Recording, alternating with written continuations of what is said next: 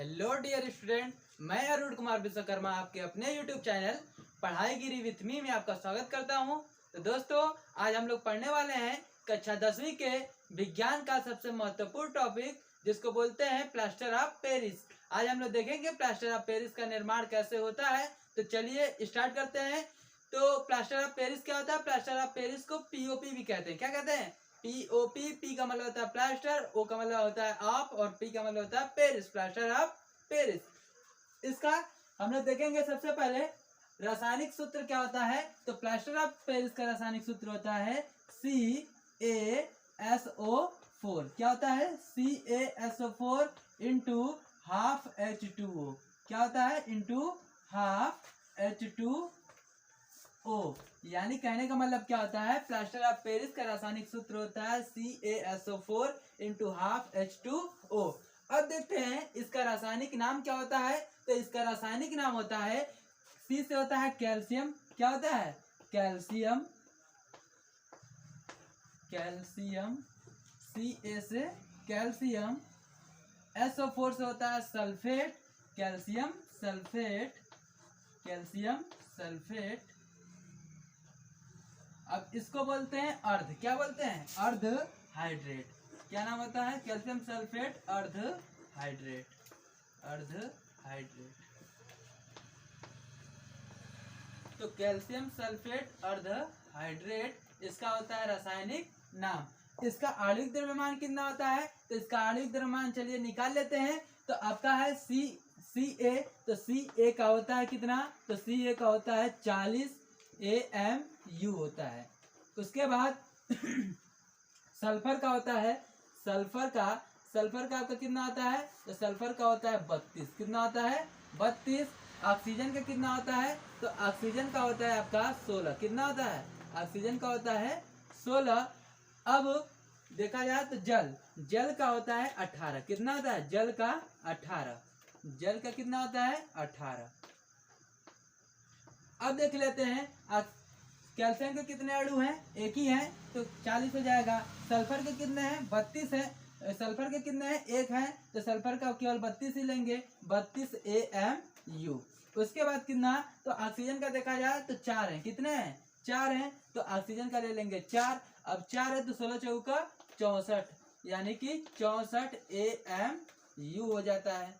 अब 64 AMU हो गया। और जल का होता है 18, लेकिन जल का आधी मात्रा है। कितनी है? जल की आधी मात्रा है। तो जल की जब आधी मात्रा है तो 18 का हम लोग आधा लेंगे। 18 का आधा होता है 9 AMU होता है। यानी कहने का मतलब होता है कि कैल्शियम का 40, सल्फर का 32, ऑक्सीजन का 64 और अर्ध हाइड्रेट यानी कि जल का आधा आणविक द्रव्यमान कितना होता है? 9। जल का पूरा आणविक द्रव्यमान 18 होता है, उसका आधा हमें लेना है, तो उसका आधा होता है 9।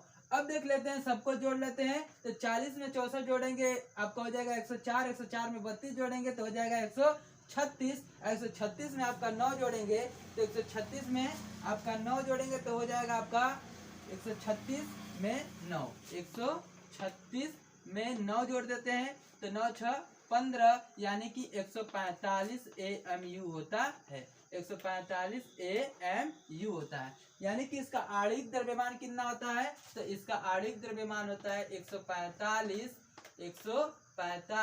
AMU होता है।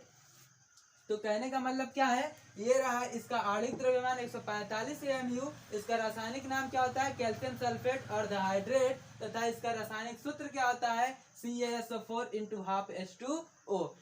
तो अब लीजिए स्क्रीनशॉट। इसके बाद आगे चलते हैं, इसके निर्माण की विधि देखते हैं, निर्माण कैसे होता है। तो लीजिए आप लोग स्क्रीनशॉट। तो अब आते हैं जिप्सम का निर्माण, प्लास्टर ऑफ पेरिस का निर्माण कैसे होता है। तो चलिए स्टार्ट करते हैं प्लास्टर ऑफ पेरिस का निर्माण कैसे होता है। तो जब कभी जिप्सम को हम लोग 100 से 120 डिग्री सेंटीग्रेड के बीच में गर्म करते हैं, जब कभी भी जिप्सम को हम लोग क्या करते हैं 100 डिग्री सेल्सियस से 120 डिग्री सेल्सियस के बीच जब हम लोग गर्म करते हैं तो हमें प्लास्टर ऑफ पेरिस का निर्माण होता है। यानी कहने का मतलब क्या है? जब कभी भी जिप्सम, क्या चीज? जिप्सम, जब कभी भी जिप्सम को हम लोग गर्म करते हैं, क्या करते हैं? गर्म करते हैं कितना 100 डिग्री सेंटीग्रेड से 100 डिग्री सेंटीग्रेड से 120 डिग्री सेंटीग्रेड तक। कितना 120 डिग्री सेंटीग्रेड तक जब गर्म करते हैं तो हमें किसका निर्माण मिलता है? प्लास्टर ऑफ पेरिस का। किसका निर्माण होता है? Plaster of Paris. Plaster of Paris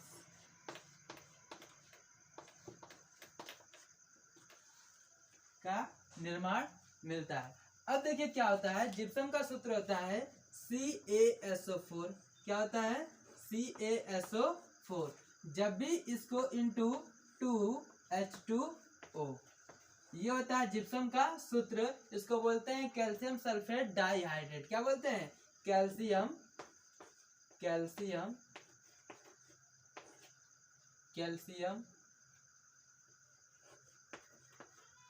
sulphate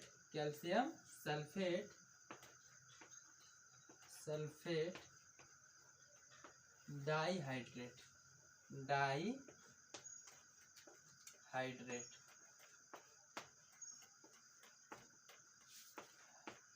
calcium sulphate dihydrate.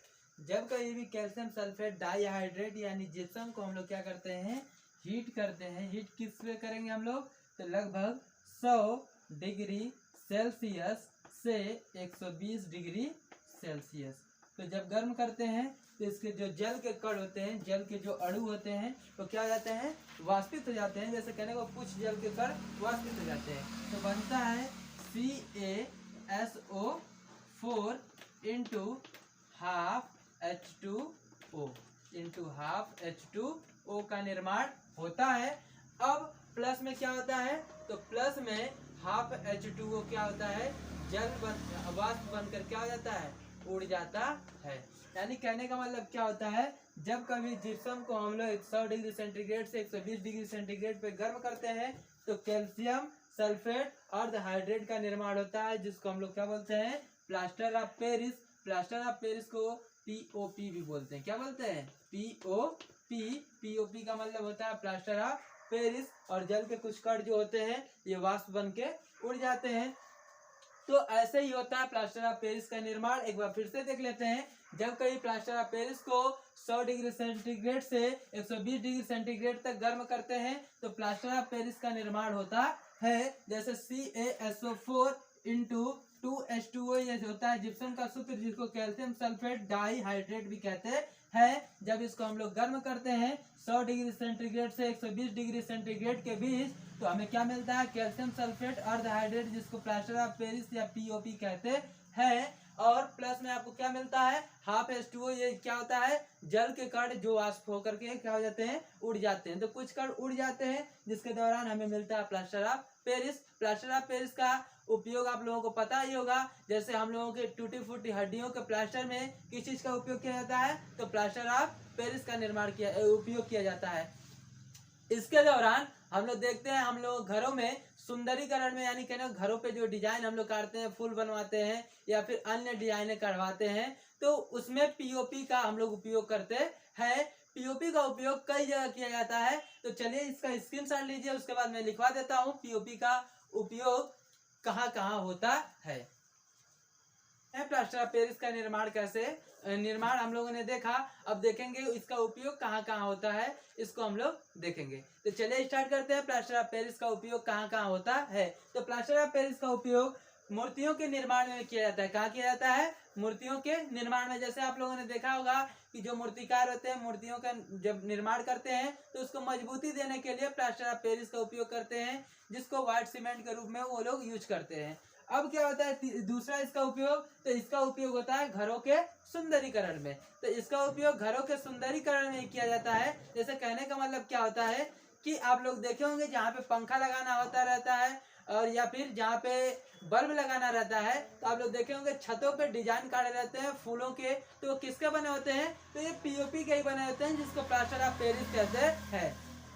उसके बाद अगला क्या है, इसका उपयोग टूटी फूटी हड्डियों के प्लास्टर में किया जाता है। यानी कहने का मतलब क्या होता है, इसका उपयोग आप लोगों ने देखा होगा कि किसी का हाथ टूट गया, पैर टूट गया, तो डॉक्टर क्या कर देता है, प्लास्टर कर देता है। और वो प्लास्टर किसका होता है, तो इस प्लास्टर ऑफ पेरिस का ही होता है। प्लास्टर ऑफ पेरिस से वो क्या करता है, प्लास्टर करता है। चौथा उपयोग क्या है, चौथा उपयोग, इसका उपयोग सजावटी सामानों या उपकरणों के निर्माण में भी किया जाता है।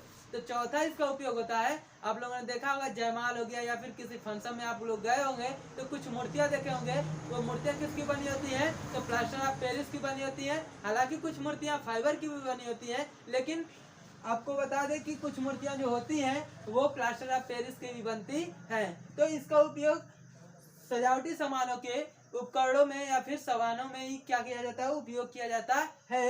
यही होता है आपका प्लास्टर ऑफ पेरिस का उपयोग। ये क्वेश्चन लगभग बोर्ड में कई बार पूछा गया है और मैं उम्मीद करता हूं कि आप लोगों को आ गया होगा प्लास्टर ऑफ पेरिस का उपयोग क्या होता है, इसका निर्माण कैसे होता है, इसका सूत्र क्या होता है, आणविक द्रव्यमान क्या होता है तथा इसका रासायनिक नाम क्या होता है। तो यही सब आप लोगों का पूछता है, जैसे मैं लिखा हूं। अगर वैसे भी आप लोगों ने बोर्ड में लिख दिया तो आपका 4 नंबर से कम नहीं आएगा। ये 4 नंबर का क्वेश्चन आता है। प्लास्टर ऑफ पेरिस पे टिप्पणी लिखिए या फिर प्लास्टर ऑफ पेरिस क्या होता है, इसके निर्माण के विधि का सचित्र वर्णन कीजिए, ऐसे करके प्रश्न आता है। तो आप लोग इसका उत्तर कुछ इस प्रकार देंगे तो आपको पूरा का पूरा मार्क्स मिलेगा। तो आशा करता हूं कि आप लोगों को ये वीडियो बहुत पसंद आया होगा। अगर आया होगा तो चैनल को लाइक करें और सब्सक्राइब करें तथा हमें सपोर्ट करने के लिए चैनल को शेयर जरूर करें। थैंक्स फॉर वॉचिंग, धन्यवाद।